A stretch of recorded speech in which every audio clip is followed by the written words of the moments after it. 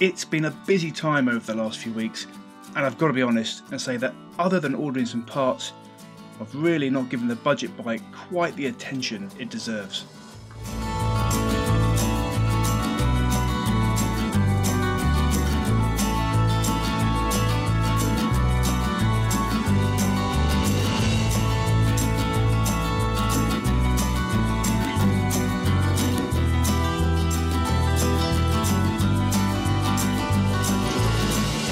Well, I've certainly made some progress on the budget bike. I've got my luggage system all sorted out, I've got the new light system on the back, indicators on the front, I've got the new mudguard on the front. Now, just going to see if it starts, because it's probably been about 2 months since I've had this thing going.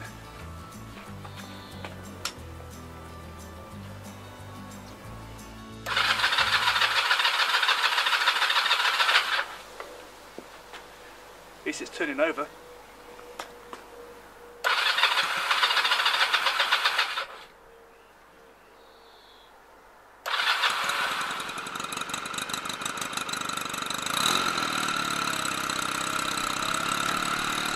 Now, if ever there was proof that Honda engines are the most ultra-reliable engines in the world, that is it.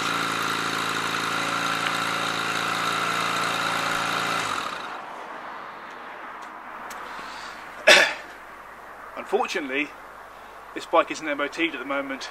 I just spotted that a bit early and it ran out a few days ago. So I'm not going to be able to take it out on the road.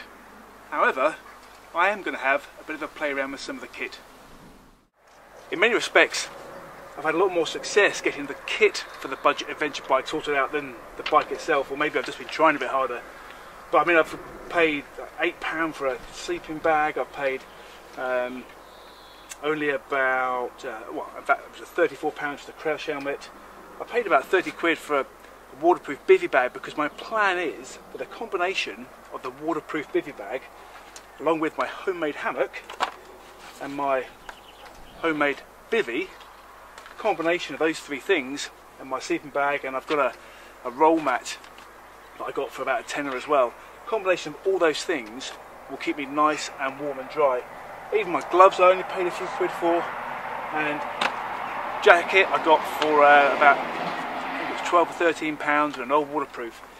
So I think for about 150 quid I've pretty much got all my kit sorted. And there was one thing I was very proud of, and hopefully you remember on Adventure Bike TV back last summer or autumn, I showed everyone how to make one of these little things, and it's a stove made out of a Coke can. So the combination of that and my homemade stand means I can cook, and that cost me absolutely nothing. Anyway, now I have to get on with the bike.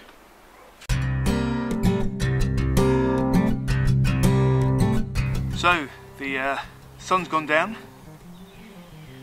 it's getting cooler, and as you can see, got my hammock, got my little bivvy going, even got a little brew on the go. How can life get any better?